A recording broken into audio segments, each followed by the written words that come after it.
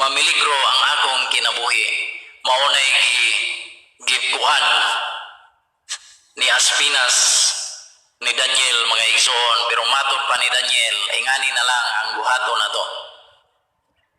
Onya miingon si Daniel, mayordomo nga gitudlo ni Aspinas aron magatiman kaniya og sa iyang tulo ka mga higala.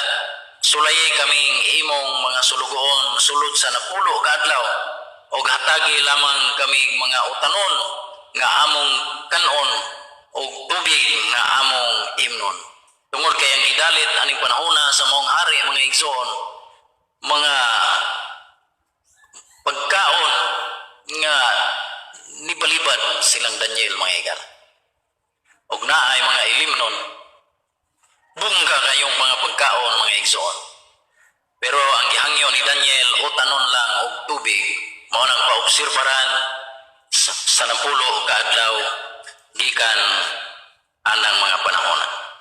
Unya tandia ang among panagway o ang panagway sa mga batanon nga nagkaon sa harianong pagkaon ug sumala unya sa imong makita buhata kanamo ang imong gusto.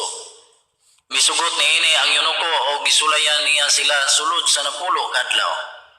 Tapos sa 10 ka adlaw nakita ang mas maayo silang panagway ug mas himsog kay sa tanang batanon nga mikaon sa harianong pagkaon. Busa wala na sila daliti sa mayordomo og harianong pagkaon kundi ang utanon na lamang. Mao ni ang gitugot mga igsoon nga gipangkaon nilang Daniel ni ining mga panahon. Matod pa sa bersikulo 17.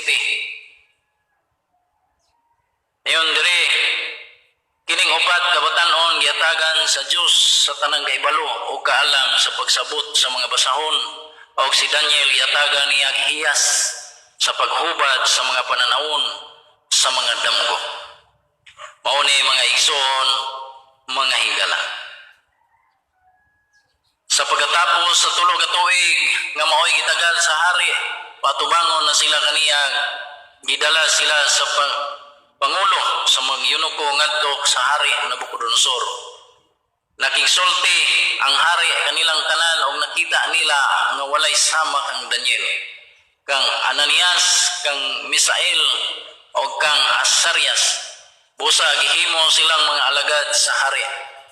Og bahin sa kaalam og panabot, iyang nakita ang ilang kaalam na 10 kapilo kay sa kaalam sa mga salamangkiro og sa mga may anting-anting nga sakop sa iyang gingharian.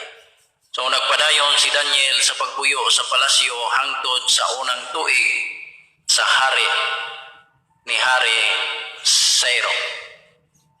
So mao kana mga igsoon og mga higala.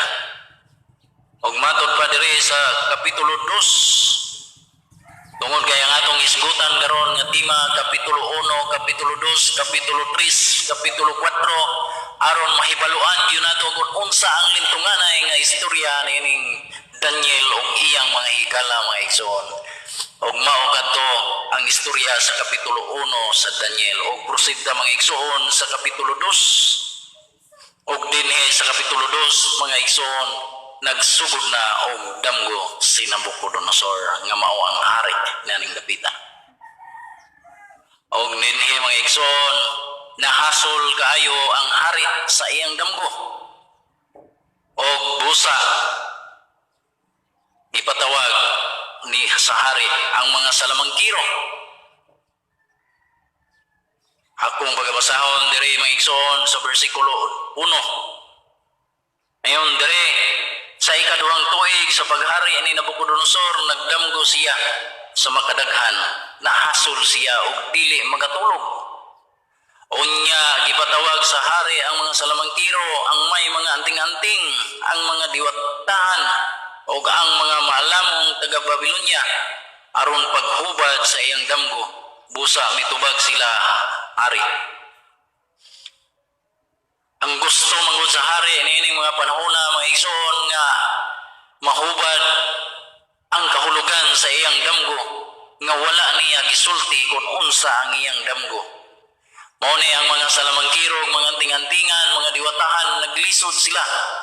Mao nang iyang ipangutana ang hari nga unsa sultihi kami kung unsa ang imong damgo. Mauna mga igsoon nga nasuko ang hari. Dapat ang gusto sa hari mga igsoon nga nakabalo kining mga tawhana sa iyang damgo o diretso o iyang o ipahubad mga igsoon. Sa versikulo 4 mingon diri mga igsoon, mitubag sila hari, kamahalan hatagan kauntag taas nga kinabuhi tugani kami sa imong damgo ug amo kaming hubaron. Mao ni mga igsoon nihangyo. Pero unsay tubag sa hari, timan-i ninyo kini, kung dili kamo makatug-an kanako sa akong damgo ug makahubad nini, ipaputol-putol ko kamo ug ipaguba ko ang inyong mga balay. Apan kung makatug-an kamo sa akong damgo makahubad nini, hatagan ko kamo og mga gasa ug mga ganti sa pasidungog ko kanimo pag-ayo. Busa itugaan ninyo og hubara ang akong damgo. Mao na mga igsoon